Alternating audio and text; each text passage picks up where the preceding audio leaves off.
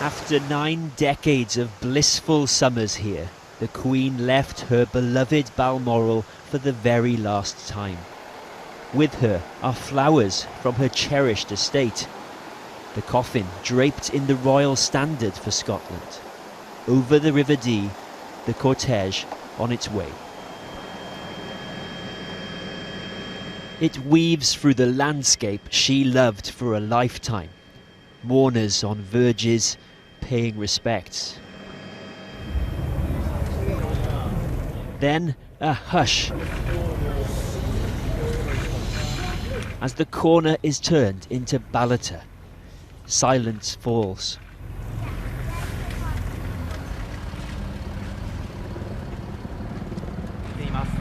This Highland village that thought her to be family bid a final farewell.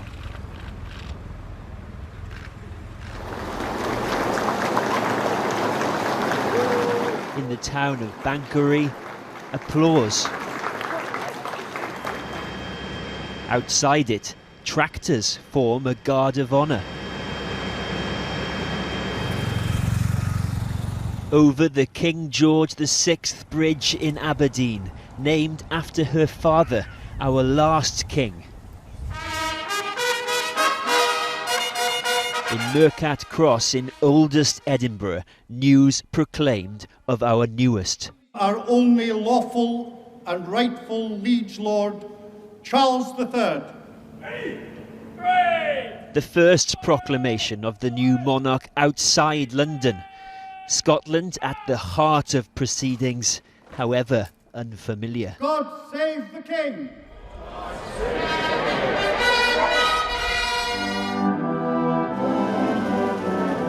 The anthem, sung by political leaders. And among the crowds.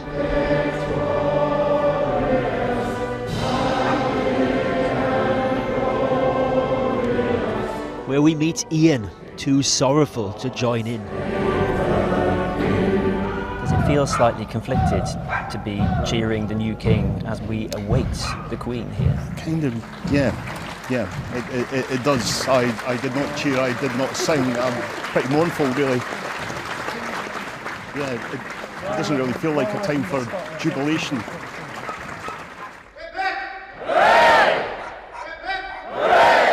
Others are looking forward. It brought a tear to my eye, I have to confess. I met the Queen once when I was very small. It means a lot to me to be here for that reason. But hearing everybody sing the national anthem was wonderful. And I think really important for the young children to hear that and to know that they were here. They might not really know an importance now, but they know that they were here and that something really important happened. What other occasion would inspire this? A cordon of goodwill lined this long route, passing homes and gardens and into Dundee. I never thought I would see it because if she hadn't passed away in Balmoral, we wouldn't have seen any of this. So I feel very honoured to be here today. Well, I think she is the true essence of what it means to be British, and she has worked effortlessly over the last 70 years for us, that it was only right that we pay our respects to her, and I'm glad we did. It is the final journey of a woman woven into the fabric of this country. Across the Queensferry crossing, she opened just 5 years ago. Its sister structure, she opened more than 50 years earlier. We remember some moments of enormous solidarity when Her Majesty came here. She came here immediately after the Dunblane tragedy in 1996 and was a visible embodiment of the grief that we were all coping with here in Scotland and of course across the United Kingdom on that tragedy. So the Queen has been with us on some really sad days. She's also been with us on some really joyful days. I remember the day she came to open the Scottish Parliament in 1999. It was a day brimming with joy, and the Queen was right at the centre of that. Then the Queen's destination for now. The cortege greeted in the Scottish capital by streets heavy with sentiment. For mile after mile, until the Royal Mile. This cortege has passed many thousands of mourners, bidding the Queen the most gracious goodbye. From her cherished Highland retreat to the monarch's official residence in Edinburgh, the coffin brought in to the palace of Holyrood House. The journey has been long. It will lie here tonight. Indeed, Kieran Jenkins, thanks very much. Well, I'm joined now by Baroness Davidson, the former leader of the Scottish Conservatives. Thank you very much for coming to join us here in the rain outside Holyrood House Palace. When you saw, as we all did, that coffin for the first time, that was quite a moment, wasn't it? It was a moment, and I saw it come in the car. I've been watching it on the TV screens, all of its passage all the way down from Balmoral to Edinburgh, and then to see the soldiers take it out of the back and get in formation and take it into the Palace of Holyrood House. It was a real punch in the gut, actually. It made it real, and there has been an unreality about the last few days, but that made it real for me today. And I was really taken aback by the crowds here in Edinburgh and also along the line of the cortege. I mean, thousands upon thousands of people. I wasn't surprised by that, actually. I knew that there would be hundreds, thousands of people that would want to make a physical point of being able to do something for Her Majesty. Collective grief, together. It was, but it's also a sense of doing right by someone that's always done their duty by us. And it's a small thing to leave your house and stand for an hour in the rain now, but sun before. But it's just that sense of making sure it was done right. And I'm really proud today to show that this part of the Scottish end of it has been done right. Talking of the Scottish end of it, she was very fond of Scotland. Balmoral was supposedly her favourite place, her favourite palace. The fact that she died past here, the fact that this is the first place a public woman lying at rest, how important is that for unionists like you? But you know, there's a time and a place to discuss politics, and actually I don't think now is the time, and I don't think in the lee of where her coffin's sitting tonight is the place either. I think that there will be time for us to talk about that, but whether you're on the unionist or the independent side of the argument here, there will be people of both sides that lined the streets today that came out just to show somebody who did their duty that they also wanted to do their bit. And I think that what was so appealing about the Queen's love of Scotland is that it wasn't synthetic. It was utterly honest. She loved going to Balmoral and being able to shut those gates and to be free. It was a freedom for her to be there. No one wants to talk politics today, you're right, but these symbols are very powerful, aren't they? This is more show than tell. Well, look, I think people will look at this, and for all that it's one of the biggest news stories in the world right now, for all there's a global impact, for all that there's a national narrative, actually a lot of people are taking this very personally. I know when I heard the news on Thursday that she'd passed, my first thoughts were actually to people that I'd lost in my own life, and I think that's for a lot of people too. So, we can absolutely, and I'm always happy to discuss politics. I'm a political animal after all. But sometimes it's time to put politics aside, and today, in the rain, here in Edinburgh, is one of those times. What do you think people here are expecting from the new monarch here in Scotland, from Charles III? Well, we've seen over the years, we've seen him gradually take on more responsibility. First he would come with the Queen to do some of her official duties, and then sometimes he would take them on solely by himself. So I think that segue is going to be pretty seamless, actually. He's already had a good training, if you like, in all of that.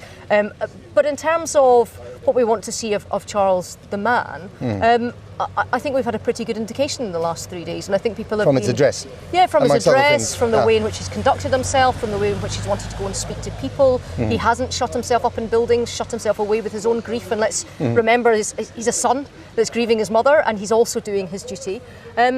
But I mean, in terms of having a training ground, he's learned from the best, and he knows exactly what the country wants from him, because he can see how much the country has loved his mother and everything that she gave. And despite his very long apprenticeship, the impression one gets is that he will bring a slightly different style to the monarchy, perhaps slightly warmer, perhaps slightly more open. What do you think? Well, I think, and I mean, you'll have spoken to many people that have met him who'll say the same thing as I, is that he's actually a very funny man. He's engaging. He's made you laugh? Listen. He has, yeah, he has. And perhaps not in the way his father might have. He's got a drier sense of humour. Right. But and he is interested in people, and he wants to engage with them, and he's interested in issues. And many people have said that if he gets too involved in issues, that could be a problem.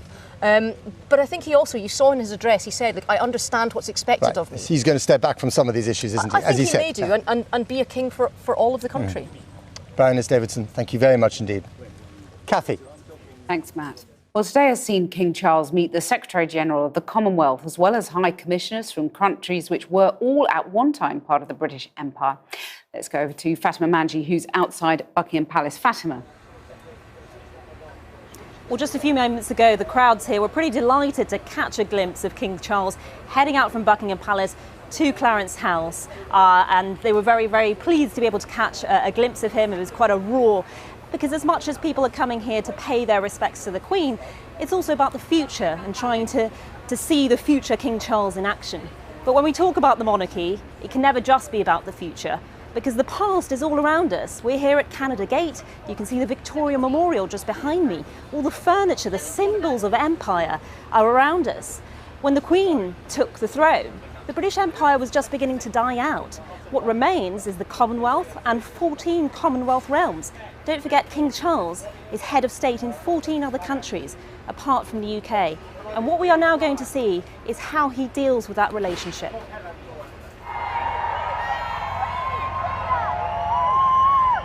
King Charles arrived into Buckingham Palace to the roar of cheering crowds. All day there has been immense excitement from people here and a clamour to get close to the palace. The enthusiasm here doesn't mean that delicate diplomacy isn't needed ahead. Secretary-General of the Commonwealth, Your Majesty. The King held his first reception as the head of the Commonwealth at the Palace this afternoon, meeting with the Commonwealth Secretary-General and High Commissioners. Some of these represent Commonwealth realms, countries where the monarch remains the head of state, where in recent years some ruptures have begun. Australia has long debated moving towards republicanism. In 1975, support for it surged when the Governor-General used the authority given to him by the Queen to sack the Labour Prime Minister, and there have long been questions about how much Buckingham Palace knew.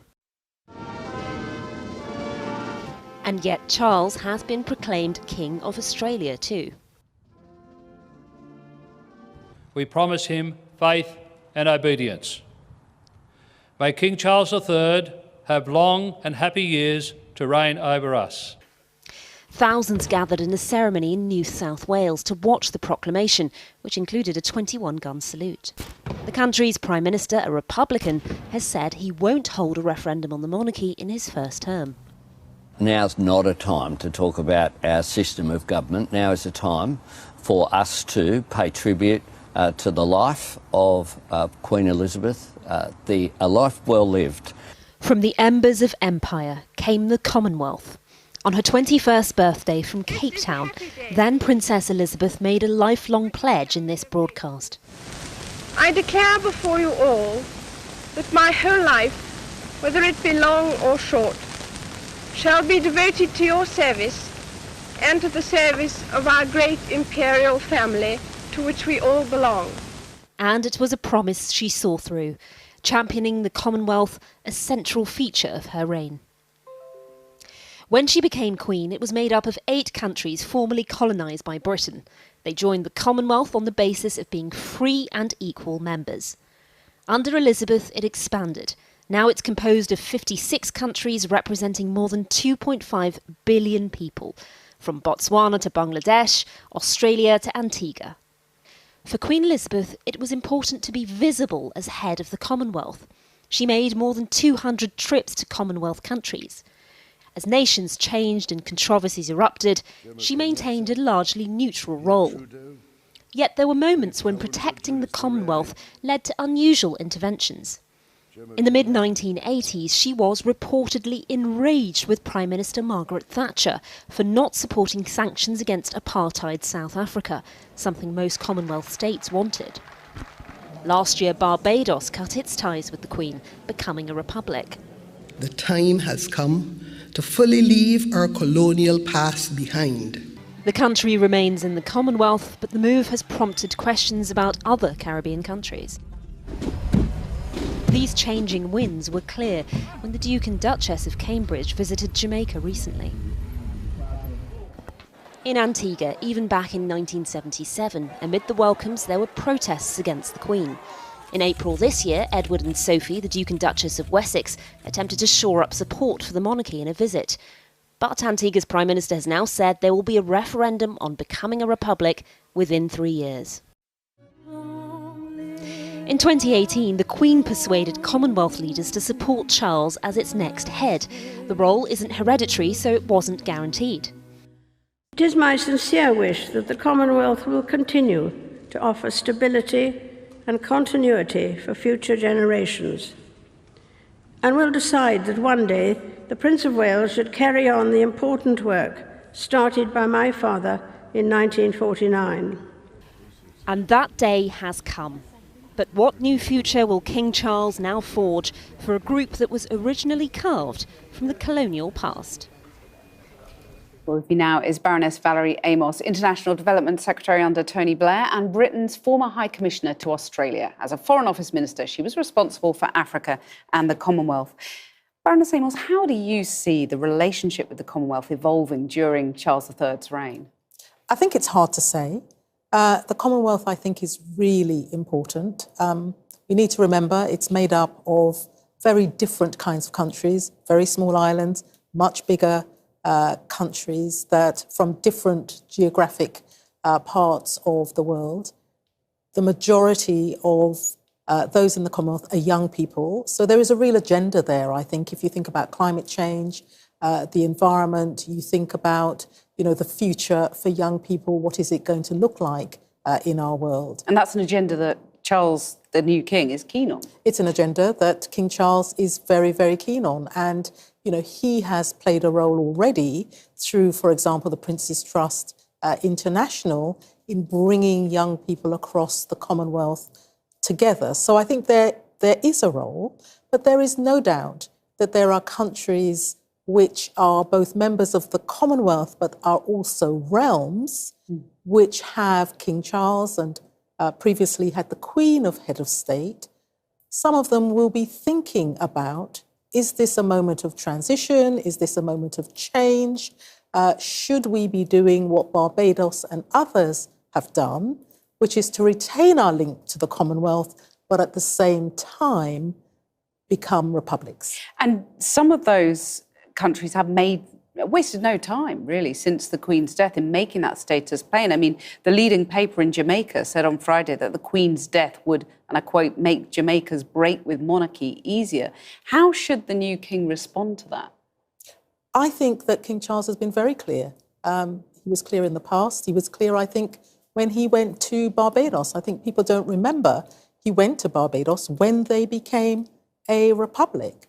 I think he is very clear that this is a matter for the people of those countries, that there is the issue of becoming a republic. There is a different issue, which is about remaining close to Britain, the historic and other ties which we have, continuing with those ties, and in a sense, the family of the Commonwealth continuing. So you don't think it should be a source of embarrassment to the royal family if more and more states remove Charles, the king, as the head of state? I absolutely do not.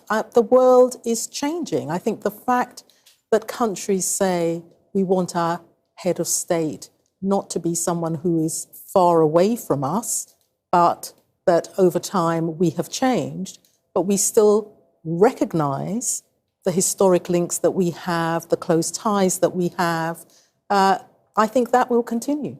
Is tricky, though, isn't it? Because obviously the Commonwealth, as Fatima's piece made plain, goes way beyond the former British colonies. It's now 54 members, and I know 56. the Queen, 56, apologies, and the Queen was proud of that growth. But it is a relic of the days of empire, isn't it? It very much started like that.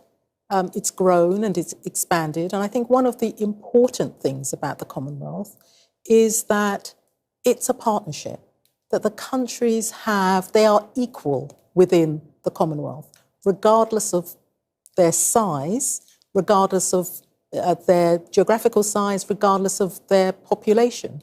And that kind of friendship and fellowship, which is so important in the context of the Commonwealth, I think in the modern world, in a way, remains even more important as we see some of the political, social and other challenges. To have a place where you can have those honest conversations as leaders, equal conversations about the challenges that you face, I think is very important.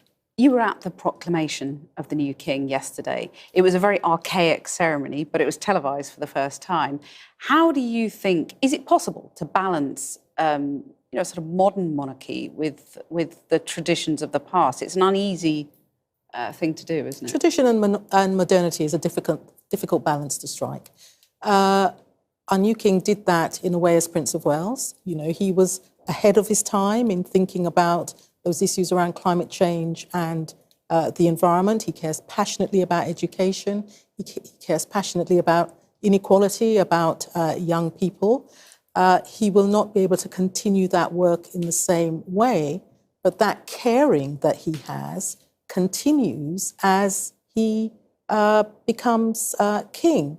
So I do think it's a difficult balance to strike, but we are in a period of transition.